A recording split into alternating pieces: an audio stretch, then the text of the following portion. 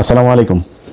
ত্রয়োদশ জাতীয় সংসদ নির্বাচনের আজকে আমার এটাই হয়তো শেষ ভিডিও বার্তা বাংলাদেশের মানুষের প্রতি।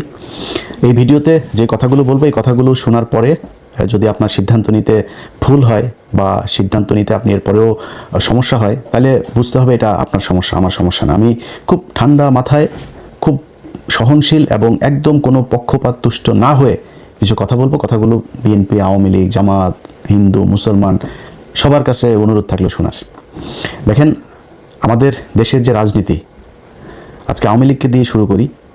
আওয়ামী লীগের বোঝায় লাভ নাই, তারপরও কিছু মানুষ তো আছে এই আওয়ামী লীগ করে যারা কিনা মানে দেশের জন্য মনে করে যে, অনেক মানুষ আছে তারা ইন্ডিয়াকে অপছন্দ করে। জামাত, আওয়ামী লীগের অনেক কিছু আছে যেগুলো তারা পছন্দ করে না।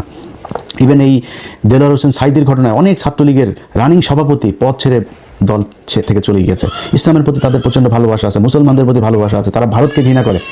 আমাদের সাথে তাদের সমস্যা নাই তো। আমি ভিডিওতে বলছি, আমি টঙ্গী কলেজের ছাত্রলীগের সভাপতি কাজী মঞ্জু, টঙ্গী পৌরসভার ছাত্রলীগের সভাপতি কানন, জিজ্ঞেস করেন, খোঁজ নিয়েন, আমার সবচেয়ে ঘনিষ্ঠ মানুষ ছিল তারা টঙ্গীতে, সবচেয়ে ঘনিষ্ঠ মানুষ। এখনও যদি নাকি আমি জানি না যে এরা কোথায়, কে কোথায় আছে, যদি তাদের দরকার হয়, আমি আমার বাসায় যদি রাখার জন্য, তাদের নিরাপত্তার জন্য যদি দরকার হয়, আমি আমার বাসা ছেড়ে দেবো।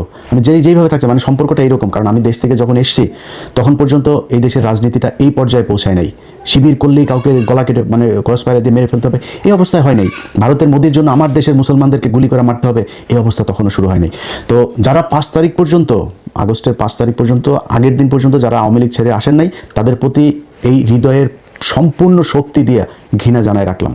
বাট যেটা বললাম আর কি, যে আওয়ামী লীগের সাথে তো আমাদেরও সম্পর্ক ছিল, তাদের অনেক মানুষ আছে ভারত বিরোধী, তাদের প্রতি আমাদের কোনো ঘৃণা নেই। কিন্তু ভাই, একটা জিনিস বলি, আজকে এই আদালতের বারান্দায় আপনারা আটক হচ্ছেন, মাঝে মধ্যে দেখি চোরাগুপ্তা মিছিল করছেন, তারপরে মাঝখানে আবার একটু ভাঙচুরও শুরু করেছিলেন। এখনও বিভিন্ন জায়গায় আপনারা নানান শেপে, নানান পরিচয়ে আপনারা রাস্তায় নামতে চান। বিদেশে আপনাদের যারা আছে তাদের কথাবার্তা শুনে, শুধু খুব ছোট্ট একটা বিষয় বলি, এই যে 5 তারিখ